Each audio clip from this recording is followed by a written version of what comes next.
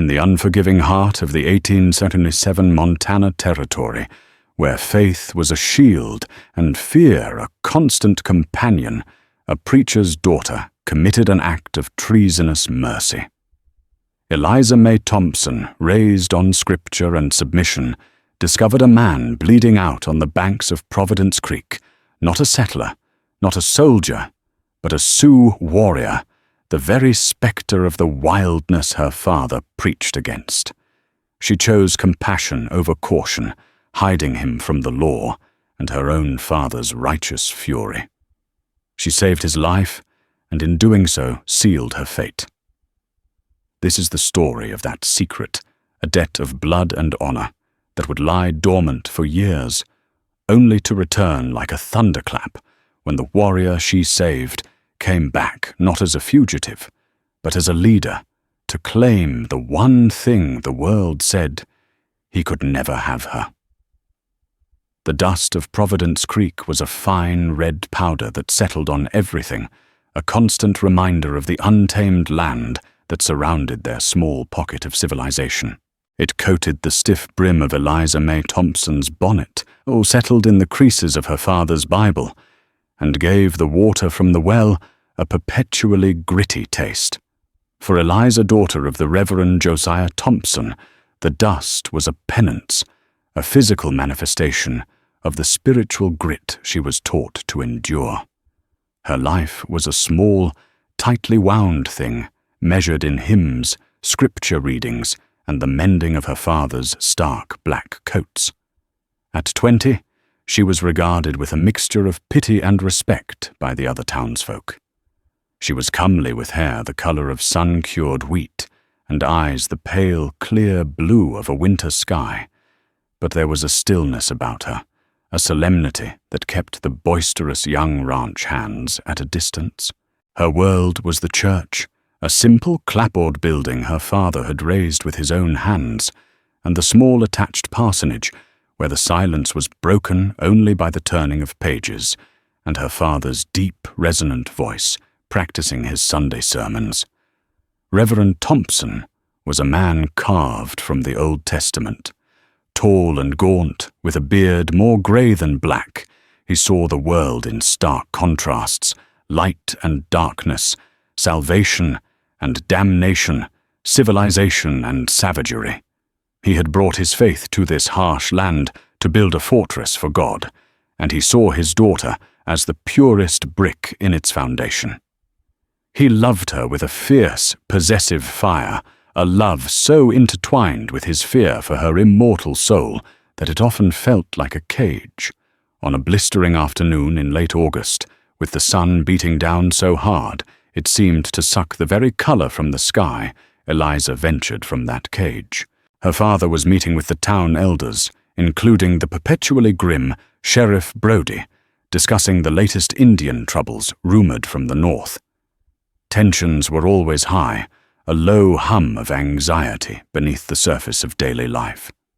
The memory of Custer's defeat at the Little Bighorn the previous year was a fresh, festering wound in the psyche of every white settler. To them, the Sioux were not people. They were a threat, a godless force of nature to be feared and eradicated. Eliza's errand was simple: to gather herbs by the creek yarrow for fevers, and wild mint to aid digestion. She carried a small woven basket, her steps light on the packed earth of the trail, leading away from the last of the town's dusty buildings. The creek was her only solace, a place where the endless, damning sky felt less oppressive, softened by the whispering green of the cottonwood trees. She was kneeling her fingers, gently plucking mint leaves, when a sound snagged her attention. It was not the call of a bird or the rustle of a rabbit. It was a low, guttural groan, the sound of pure animal pain. Eliza froze, her heart seizing in her chest. Every story her father and the townsfolk told, every whispered warning about warriors appearing like ghosts from the plains, flooded her mind. Her first instinct was to flee back to the perceived safety of the church walls. But a second sound followed, a ragged, desperate gasp for air. It was a sound of profound suffering, and it struck a chord deep within her, a place untouched by her father's sermons on damnation. It was the sound of a human being in agony. Hesitantly pushing aside a curtain of willows, she moved toward the sound, and then she saw him. He was sprawled on the damp earth near the water's edge, half hidden by the brush. A Sioux man clad only in buckskin leggings and moccasins. His bare chest and arms were a canvas of muscle and old scars, but it was the new wound that held her gaze. A dark, ugly hole clotted with blood and dirt high on his left shoulder, perilously close to his chest. His skin, the color of rich copper, was slick with sweat and pale with shock. His black hair was matted with grime and blood. He was young, perhaps only a few years older than her, and in his pained unconsciousness, the fearsome caricature of the savage warrior dissolved, leaving only the stark reality of a dying man. Panic warred with a fierce, unfamiliar surge of compassion. To help him was to betray everything she had ever been taught. It was to invite the devil into her life, to risk not just her own safety, but the wrath of her father and the entire town. Sheriff Brody would call it aiding the enemy. Her father would call it a sin. She looked at his face. Even slack with pain, it was a strong face, with a high-bridged nose and a firm jaw. One of his hands was clenched in the dirt, his knuckles white. He was fighting. He was alive. In that moment, Eliza May Thompson made a choice that would redefine her world. The lessons of the Good Samaritan, so often preached by her father in the abstract, became terrifyingly real. Love thy neighbor, the scripture said. It did not specify who that neighbor must be. With trembling hands, she tore a long strip from the hem of her petticoat. She dipped it in the cool creek water and gently, cautiously began to clean the wound. He flinched at her touch, his eyes fluttering open for a moment. They were the darkest eyes she had ever seen, deep and black, and filled with a confused, primal fire. Fear, hatred, and surprise warred in them before they slid shut again.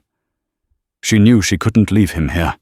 The sun would kill him, or a patrol, or wolves.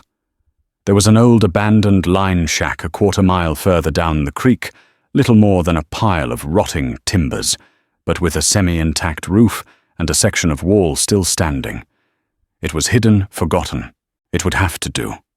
Summoning a strength she didn't know she possessed, Eliza looped his good arm over her shoulder. He was heavy, a dead weight of muscle and bone.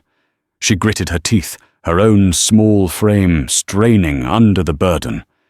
She half-dragged, half-carried him, stumbling through the brush, her lungs burning her mind, screaming at the madness of her actions. Every rustle of leaves was the sheriff's posse. Every shadow was a witness. She finally got him to the shack, collapsing with him, onto the dirt floor.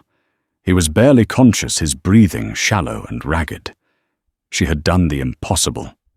She had hidden the enemy. Now, as the sun began to dip below the horizon, painting the sky in bloody streaks of orange and purple, a new, terrifying reality set in. She had to keep him alive, and she had to do it without anyone ever knowing. The line shack became Eliza's confessional, her sanctuary, and her prison. For the next 2 weeks, her life split into 2 distinct opposing currents. By day, she was the preacher's daughter, dutiful and serene, her hands folded in prayer, her voice joining the hymns. But in the twilight hours of dawn and dusk, she became a shadow, a thief, and a liar. The first few days were a blur of terror and desperation.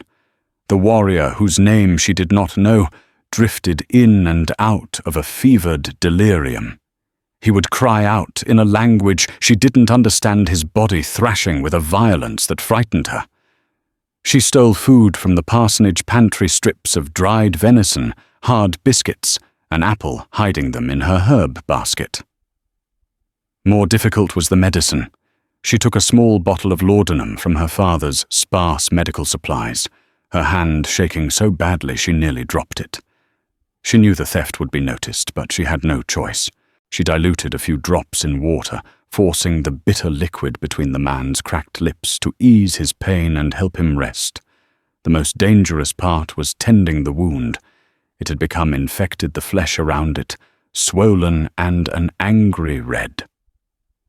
Recalling her mother's old remedies, Eliza boiled water over a tiny, carefully concealed fire, adding yarrow and crushed willow bark. She would sneak out under the cover of darkness, her heart pounding with every nocturnal sound, to change his dressings. Cleaning the wound was an intimate, terrifying act. He would awaken his dark eyes, locking onto hers, filled with suspicion and a deep, ingrained hostility. He didn't understand her. He was an eagle in a cage, and she was his keeper. She would speak to him in a low, soothing voice, the way one might gentle a frightened horse. "It's all right." She'd whisper her words, meaningless to him, but for their tone. "I'm not going to hurt you. You need to be still." Slowly, agonizingly, the fever began to break. One evening she arrived to find him sitting up his back against the rotting wall, his gaze clear and sharp. He watched her every move as she entered his posture, coiled with a readiness for violence that made the hair on her arms stand up. She placed a small bowl of broth and a piece of bread on the floor, then retreated to the doorway, giving him space. He stared at the food, then at her. For a long moment, neither of them moved. Finally, with his good arm, he reached for the bowl and ate, his movements economical and precise. He ate like a starving wolf, but with a strange, inherent dignity. Their communication was a pantomime of gestures and sounds. He would point to his wound and grunt, and she understood he needed water to clean it. She pointed to herself and said slowly and clearly, "Eliza." She pointed at him, her expression a question. He hesitated, his jaw tight. Then his voice, raspy from disuse, he tapped his own chest. "Coda." It was not his full name, she would learn much later, but a simple piece of it, something easy for her foreign tongue. A name that meant friend in a context she could not yet grasp. A strange routine developed. She would bring him food and clean his bandages. He began to mend with a speed that astonished her. The resilience of his body was a thing of wonder. As he grew stronger, the tension in the tiny shack shifted. The fear remained, but it was now laced with a powerful unspoken connection. He would watch her, his dark eyes following her as she worked, and she would find herself acutely aware of his presence, of the raw, untamed power he represented, so different from the rigid piety of her world. One day, he was carving a piece of cottonwood bark with a small, sharp stone. She watched, fascinated, as the shape of a hawk with outstretched wings emerged under his skilled hands. He worked in silence, his focus absolute. When he was finished, he held it out to her. It was a simple, beautiful thing, a token of a world she would never understand. She took at her fingers, brushing his. The brief contact sent a jolt through her, a warmth that had nothing to do with the summer heat and everything to do with the man before her. Meanwhile, the town of Providence Creek was growing more agitated. Sheriff Brody, a man whose authority was directly tied to the town's level of fear, made a great show of organizing patrols. He stopped by the parsonage, often his gaze lingering on Eliza, in a way that made her skin crawl. "Reverend," he'd say, his voice full of false gravitas, "we have reports of a small Sioux war party seen near the Black Hills, likely the remnants of the hostiles that scattered last year. We must be vigilant." He would then turn to Eliza. "Miss Thompson, you shouldn't be wandering so far. It's not safe for a lady." Her father would nod in stern agreement. "The sheriff is right, Eliza.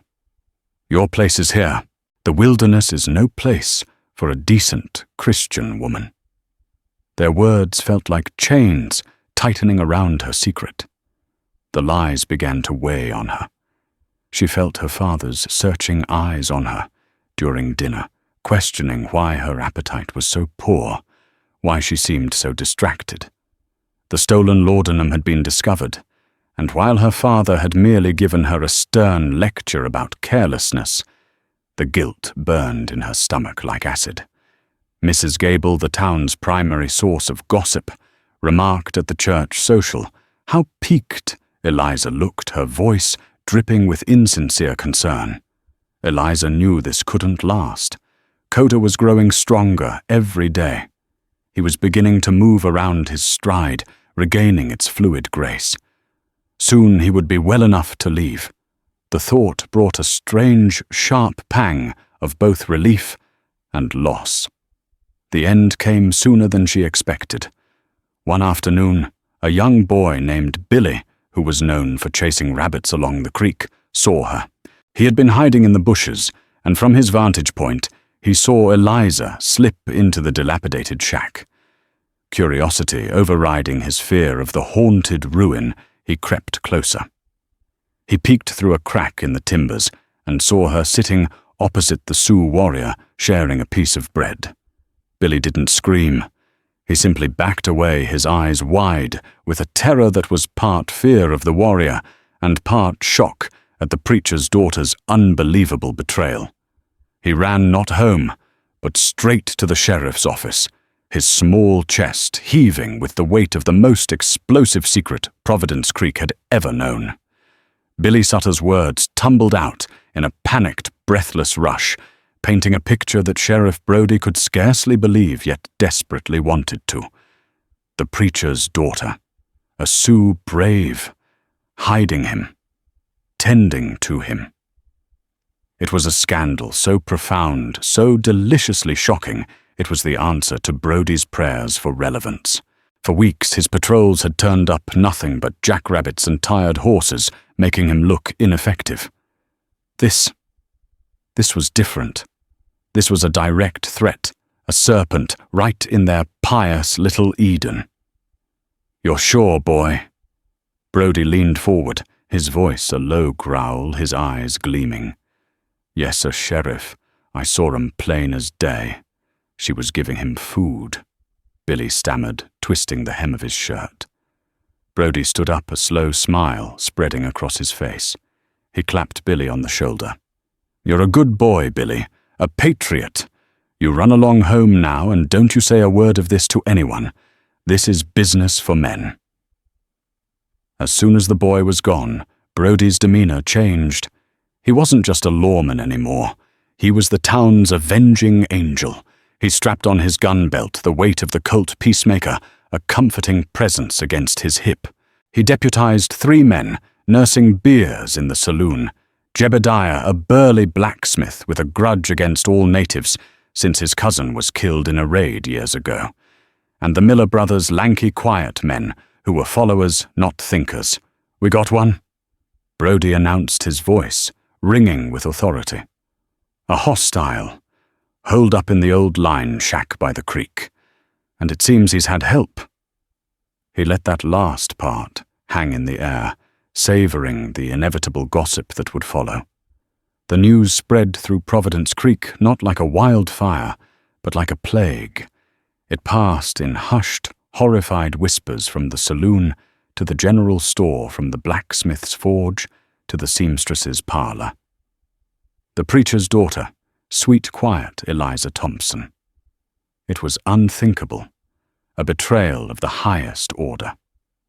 Reverend Josiah Thompson was in his study, poring over the book of Isaiah, when the whispers reached him. It was Mrs. Gable who delivered the news, her face a mask of sorrowful glee. "Oh, Reverend," she began, dabbing at her dry eyes with a handkerchief. "A terrible, terrible thing has happened. They say you're Eliza." The Reverend listened, his face slowly turning to stone. The color drained from his cheeks, leaving behind a waxy gray pallor. The world he had so carefully constructed, a world of moral certainty and divine order, shattered into a million pieces. He didn't rage. He didn't yell. A cold, terrifying calm settled over him. He dismissed Mrs. Gable with a curt nod and walked his steps heavy and deliberate towards the front door. He saw Brodie and his posse gathering their rifles. He saw the righteous anger in their eyes. His daughter, his pure, godly daughter. Eliza knew nothing of this. She was at the shack having her final conversation with Coda. It was a conversation of shared understanding, not words. She had brought him a small parcel containing the last of the dried meat and a full canteen of water. She pointed north toward the distant mountains. It was time. He had to go. He understood. He stood his full height, nearly touching the shack's low, sagging roof. The wound on his shoulder was now a puckered, healing scar, a testament to her care. He looked at her, and for the first time she saw something in his eyes, beyond suspicion or gratitude. It was a look of profound, aching intensity, a communication that transcended language. He reached out and gently touched the small wooden hawk she now wore on a leather thong around her neck. Then he reached for her hand. His touch was not rough, but firm and warm. He held her hand for a moment, his thumb tracing a line over her knuckles. It was a gesture more intimate than any she had ever known. He let go, gave her a single sharp nod, and turned to the doorway. It was then that they heard it, the sound of shouting men and the snapping of twigs. Too close. Far too close. Coda's transformation was instantaneous. The quiet, healing man vanished, replaced by a warrior.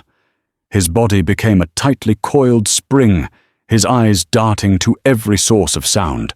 He pulled a wicked-looking knife from a hidden sheath in his moccasin, a weapon she had never seen before.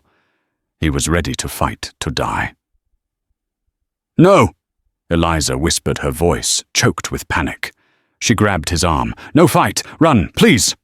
She pointed frantically to a gap in the back wall of the shack, partially obscured by a thick growth of raspberry bushes. "Go now!" From outside, Sheriff Brodie's voice boomed. "You are there! Come on out! We have you surrounded!" Coda looked from the gap to Eliza's terrified face. He saw the truth in her eyes. To fight here was to die, and to implicate her beyond any hope of redemption. He gave her one last burning look, a look that promised something she could not yet name, and then he was gone, slipping through the back wall as silently as a wisp of smoke. Eliza took a deep breath, straightened her dress, and stepped out of the front of the shack, blinking in the harsh sunlight. She faced the four men, their rifles all pointed at the shack at her. Sheriff Brodie Jebediah, the Miller brothers. Their faces were a mixture of shock, anger, and a lurid curiosity. "Miss Thompson," Brodie said, his voice dripping with condescending authority. "Step aside." "He's gone, Sheriff," Eliza said, her own voice surprisingly steady. Her heart was a frantic drum against her ribs, but on the outside she was a statue of calm. "Gone where?" Jebediah snarled, stepping forward. "I don't know. He left." It was a lie, but it was all she had. Just then, another figure arrived, pushing his way through the small posse. It was her father. He stopped dead when he saw her standing there, before the dilapidated shack, her dress smudged with dirt. His face was a mask of unimaginable pain and fury. The shame in his eyes was a physical blow. "Eliza." He whispered the name, a curse on his lips. "What have you done?"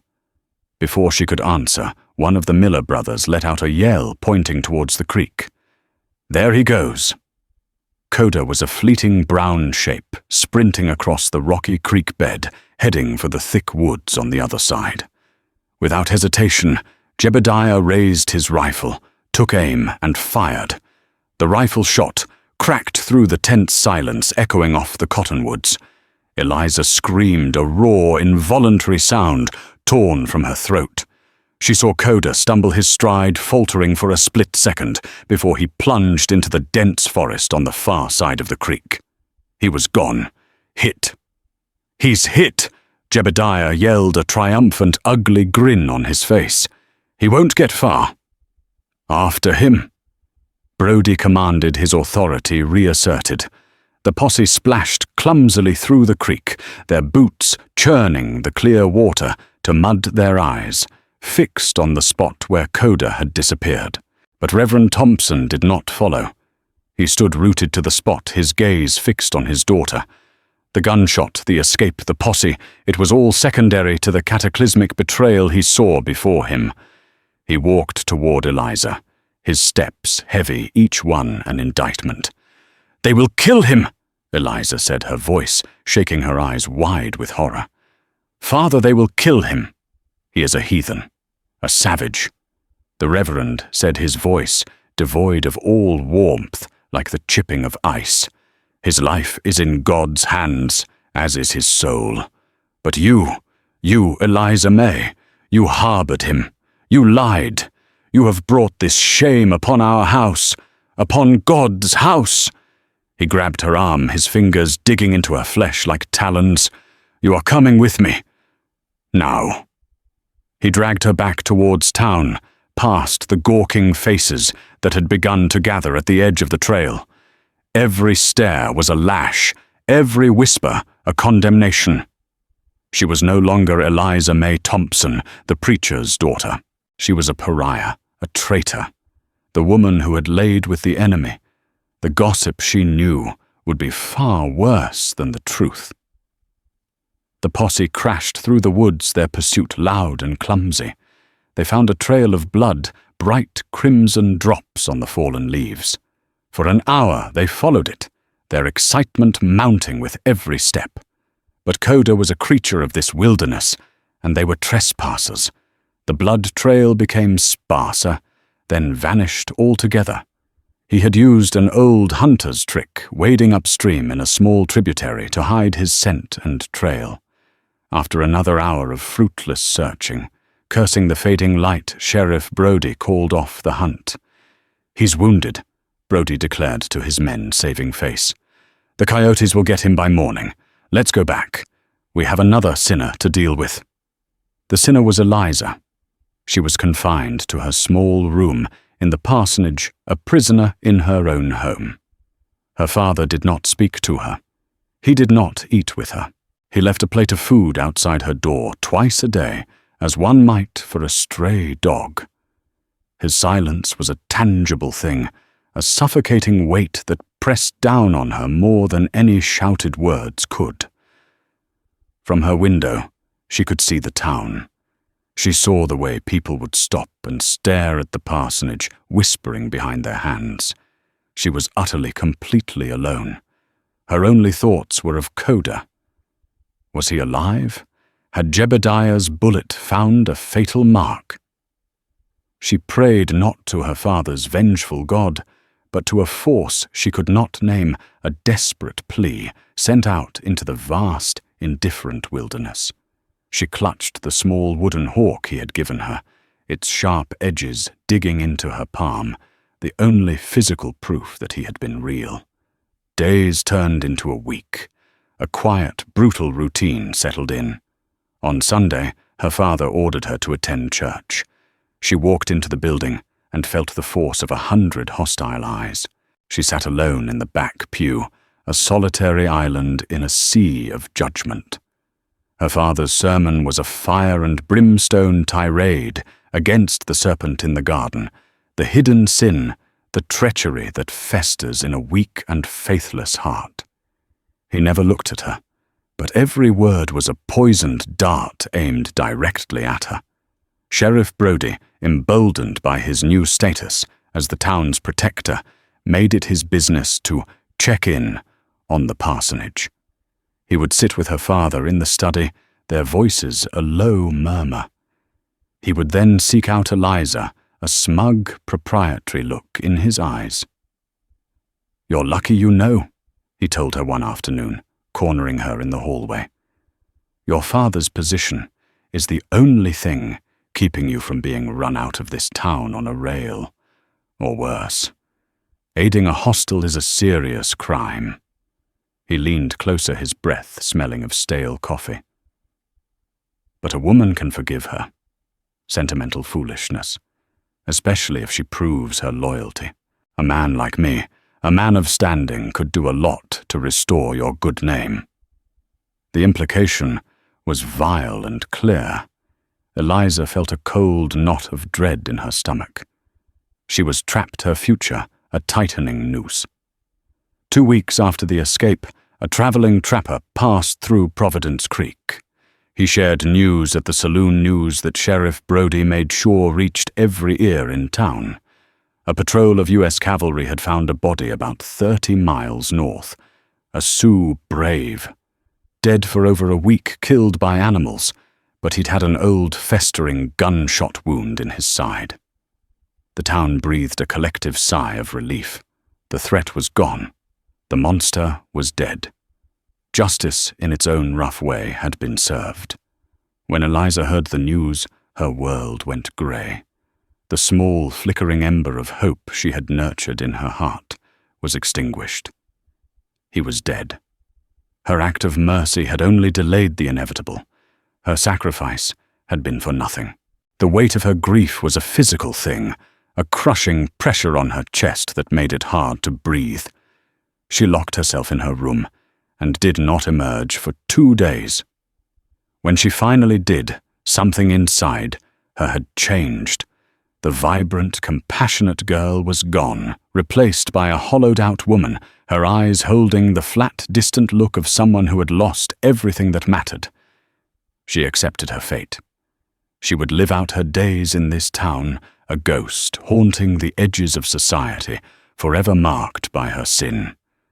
She would endure the whispers, her father's cold disappointment, Sheriff Brody's unwelcome advances. She had made her choice on the banks of that creek, and this was the price. The debt, she believed, had been paid in full with Coda's life. She was wrong. The debt had only just been placed on the ledger. 3 years passed. Time in Providence Creek moved like molasses in winter, slow and thick. The seasons turned, bringing blistering summers and brutal snow-choked winters. The scandal of the preacher's daughter and the Sioux warrior faded not from memory, but from daily conversation. It became a piece of town lore, a cautionary tale whispered to rebellious daughters. Eliza May Thompson was now 23. The ghost that had inhabited her after Coda's reported death had solidified into a woman of quiet, unbreakable steel. The town's judgment had not broken her. It had forged her. She performed her duties at the parsonage with a detached efficiency, her relationship with her father, a landscape of polite, aching distance. They spoke of the weather, of household needs, of scripture, but never of the wound that festered between them. The Reverend had aged the fire in his eyes, banked to a low, sorrowful glow. He saw his daughter's spirit locked away, and knew in his heart of hearts that he held the key, but had forgotten how to turn it. Sheriff Brody's advances had grown more persistent. He was now openly courting her, a courtship sanctioned by the weary resignation of her father, who saw it as the only path to his daughter's social redemption. Marrying the sheriff would scrub the stain from her name, graft her back onto the community. Brody was a pillar of their society after all. To Eliza, the prospect was a life sentence of quiet suffocation, but she had grown adept at deflecting his proposals without giving a final definitive no that might provoke his wrath. Her life was a state of purgatory. She was alive, but she was not living. Her only moments of peace were her solitary walks along the creek, near the place where she had found him. The line shack had long since collapsed into a pile of greying timbers. She would stand there, clutching the small wooden hawk, and remember the feel of his hand in hers, the intensity in his dark eyes. She mourned a man whose name was a secret, and whose face was a memory. The change came on a crisp autumn morning. The sky was a brilliant, cloudless blue, and the cottonwood leaves had turned a shimmering gold.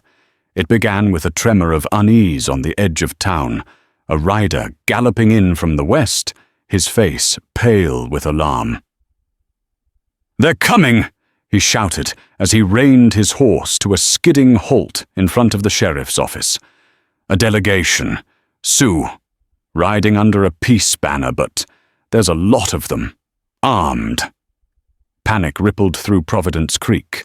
A peace delegation was one thing, a large armed party was another.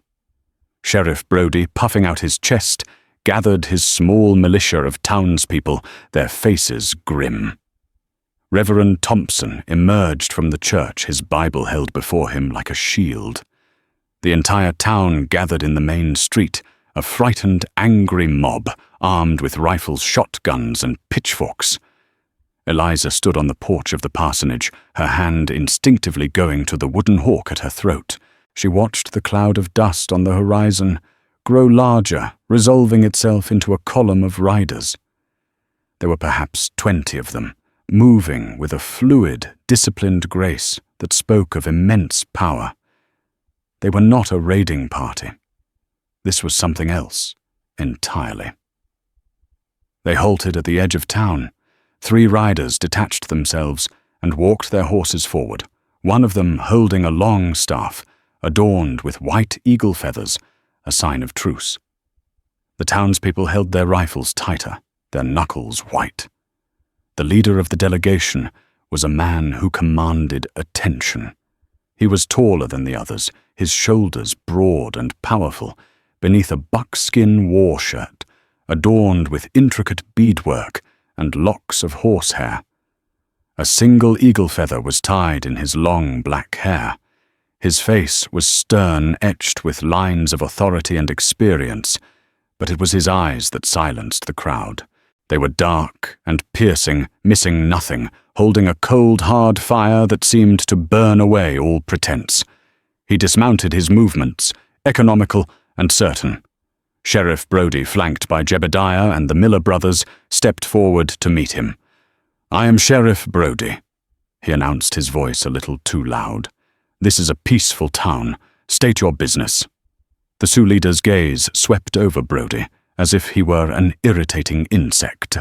His eyes scanned the crowd, moving from face to face, searching. And then they found her.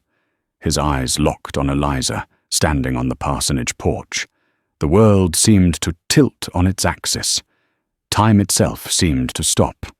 The hard, chiseled face of the imposing leader softened for a barest fraction of a second, and in his eyes, she saw it.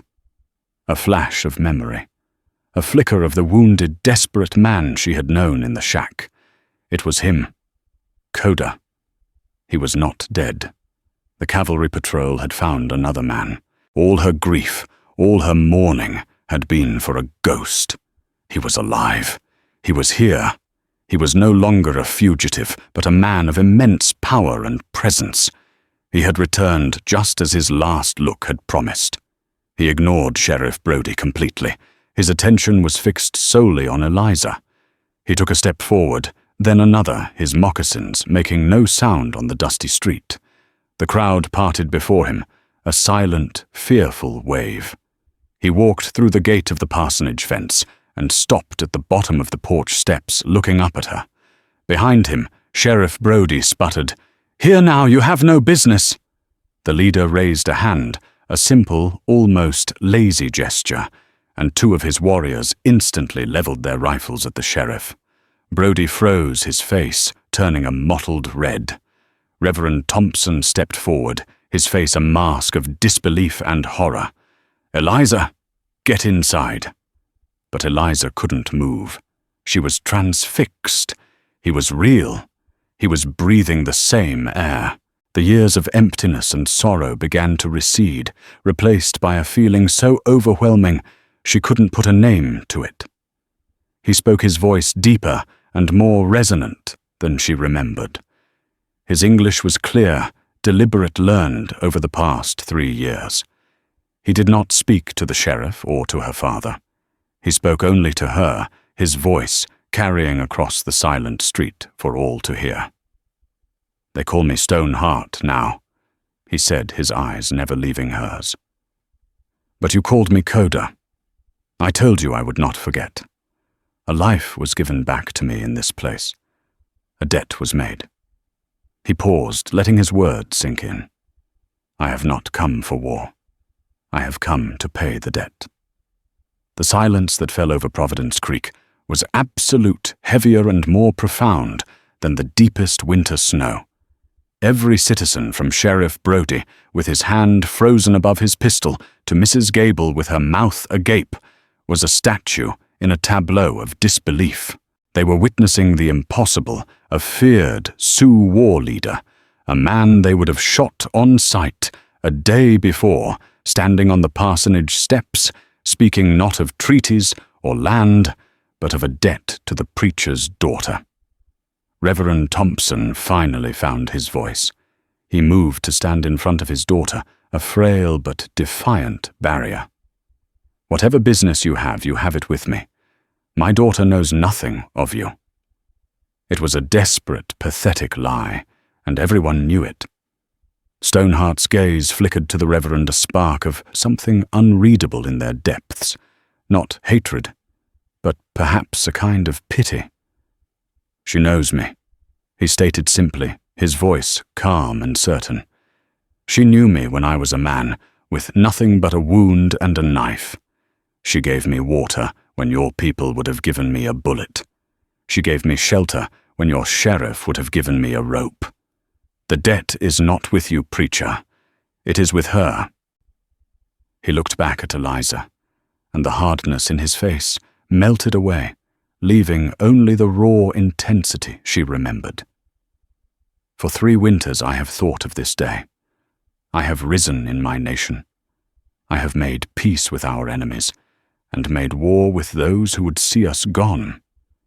I have done this to become a man who could return, not as a beggar, not as a fugitive, but as one who can offer protection, one who can claim what is his." Claim. Sheriff Brody finally managed to snarl, finding a foothold of rage in his confusion. "You ain't claiming anything in this town, you." Stoneheart ignored him, taking another step up onto the porch. He was now so close, Eliza could see the fine lines around his eyes, the faint tracing of a scar on his jaw she hadn't noticed before. He smelled of leather pine smoke, and the open plains a scent of a world away. "Eliza May Thompson." He said her full name, sounding strange and foreign on his tongue. He reached out not to touch her, but to gently finger the small wooden hawk that lay against her collarbone. This was a promise, a symbol that my spirit would watch over you until my body could return. His eyes held hers, and in their dark depths she saw the whole story, the painful escape, the lonely healing, the relentless drive to survive and rise and return. It was all there laid bare for her. Then he did something that shattered the last vestiges of reality for the people of Providence Creek. He raised his eyes from Eliza to the brilliant blue sky above, then lowered them to the dusty ground beneath his feet. He raised his right hand palm open. "I stand here now." His voice boomed, no longer an intimate statement to Eliza, but a proclamation to the universe. "I stand here before the Creator, who gives the sun and the earth which gives us life. I stand before the spirits of my ancestors and the eyes of your God." He turned his piercing gaze back to Eliza, a look of such ferocious possession and tenderness that it stole the breath from her lungs. "I, Stoneheart of the Sicango Lakota, do not ask. I declare that this woman, Eliza May Thompson, is my wife. Her courage is my courage. Her breath is my breath. Her life is my life. We were bound on the day she chose mercy over fear. Today I am here to make that bond known to the world." A collective gasp went through the crowd. It was not a proposal. It was a statement of fact, a declaration of a truth that in his mind already existed. He was not asking for her hand. He was claiming her soul, her life, her very being, under a law far older than any written in Sheriff Brody's books. Reverend Thompson staggered back, as if struck. "No blasphemy. This is an abomination. My daughter is a Christian woman. She will not be taken by a heathen savage." The word savage hung in the air, ugly and sharp. Stoneheart's jaw tightened, the only sign of his anger. "Your God," he said, his voice dropping to a dangerously low growl, "tells you to love your neighbor. I was your neighbor, bleeding by your water." She was the only one who listened. "Do not speak to me of your God, preacher, until you understand his words." He turned his full attention back to Eliza, his expression softening once more. "This is not what you are used to," he said, his voice now gentle. "My world is not this world of fences and small rooms. It is a world of wind and sky and hardship. But in my world, a woman of your spirit is not a pariah. She is honored. She is a warrior in her own right." He held out his hand. Not a command, but an invitation, an offer to step across the chasm that separated their two existences. "I have paid my debt of life," he said. "Now I offer you one, a real one. Come with me, Eliza May. Be my wife, before heaven and earth." The entire town held its breath. The choice was not theirs. It was not her father's. It was not the sheriff's. The warrior had made it so. The choice belonged only to the preacher's daughter. The world narrowed to the space between them. The murmuring crowd, the threatening posture of the sheriff, the anguished face of her father. It all faded into a distant roar, like the sound of the ocean in a seashell. There was only the dusty porch, the brilliant autumn sky, and Stoneheart's outstretched hand.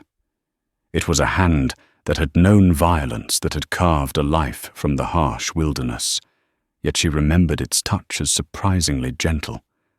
His offer was terrifying and absolute. It was not a promise of an easy life, but of an authentic one, a life where she would be revered for the very act that had made her an outcast here. "Eliza, do not do this," her father pleaded, his voice cracking with desperation. He grabbed her other arm. "This is madness. This is a path to damnation. I forbid it." His touch, once a comfort, now felt like the cold iron of a manacle.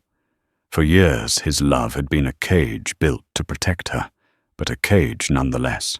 She looked at his face, at the deep lines of pain and fear, and for the first time she saw him not as a towering figure of authority, but as a frightened old man clinging to the wreckage of a world he could no longer control. "You speak of damnation, Father," Eliza said, her voice quiet but clear, imbued with a strength no one in Providence Creek had ever heard from her. "But I have been living in a damnation for 3 years, a damnation of your silence, a damnation of this town's judgment, a damnation of mourning a man who was not dead." She turned her eyes to Sheriff Brody, whose face was purple with impotent rage. "You offer me redemption by becoming your wife, Sheriff. You offer to save my name. My name does not need saving. My actions do not need forgiveness. I did what the Bible you carry commanded me to do. I showed mercy. That is not a sin." She gently pulled her arm from her father's grasp. The finality of the gesture was a physical blow to him. She looked at Stoneheart, at this impossible man who had returned from the dead, who had crossed a world to stand before her. He had not forgotten. In a world that had discarded her, he had remembered. "If I go with you," she asked, her voice steady, "what will happen?" "My warriors will see you safely to our camp," he answered, his gaze unwavering. "You will be my wife, the wife of a leader. You will be protected. You will be honored. It will be a hard life. I will not lie to you. But you will never be alone. And you will be free. Free. The word struck her with the force of a physical blow. When was the last time she had felt free? She made her choice. It was not a choice made in defiance or anger, but a choice made from a place of deep, quiet certainty. It was the only choice she could make that would not kill what was left of her spirit. She took a step forward and placed her hand in his. His fingers closed around hers, strong and warm. A current seemed to pass between them, a circuit of fate finally completed. A low, dangerous murmur rose from the crowd. Jebediah raised his rifle slightly. "I wouldn't," Stoneheart said, without turning around, his voice like rolling thunder. In response, all 20 of his warriors on the edge of town raised their own rifles in a single fluid motion. The message was unmistakable. There would be no violence unless the town started it. Holding her hand, Stoneheart led her down the steps. He paused beside his horse, a powerful black stallion, and with an effortless grace swung himself into the saddle. He reached down for her. Without a moment's hesitation, Eliza placed her foot in the stirrup and let him pull her up, seating her in front of him. She wrapped her arms around his waist, feeling the solid, living warmth of him. She rested her head against his back, breathing in the scent of smoke and freedom. She did not look back. She could not. To look back would be to see her father's crumbling world, the hatred in the eyes of her neighbors, the empty shell of the life she was leaving behind. Stoneheart nudged the stallion forward. The delegation of warriors fell in around them, a moving fortress of buckskin and steel. They moved out of Providence Creek, not with the haste of fugitives, but with the deliberate regal pace of a king claiming his queen. They rode west towards the setting sun, towards the vast, unknown expanse of the plains. Eliza May Thompson, the preacher's daughter, was gone. In her place was a woman who had crossed the creek, crossed the line between two worlds to claim a life of her own, making a vow, made not in a church of wood and nails, but before the eternal witnesses of heaven and earth. The dust of Providence Creek settled behind them, but for the first time in her life, Eliza felt that the dust on the horizon ahead was not a penance, but a promise. The story of Eliza and Stoneheart is not just a tale from the Wild West. It's a testament to the enduring power of the human heart to defy boundaries. It's a story about how a single act of compassion can ripple through time, creating a fate more powerful than prejudice, fear, or the judgment of others. Theirs was a love forged in secret, and declared before the world, a bridge built between two peoples who were told they must be enemies. It reminds us that courage isn't about the absence of fear, but about acting in spite of it, and that true honor lies not in conforming to the world, but in being true to the compass of your own soul. If this story of impossible love and unbreakable spirit moved you, please let us know by hitting the like button. Share this video with someone who appreciates tales of the untamed heart of the American West. And for more stories that explore the dramatic, untold histories of the frontier, make sure you subscribe to our channel and ring the notification bell. Thank you for listening.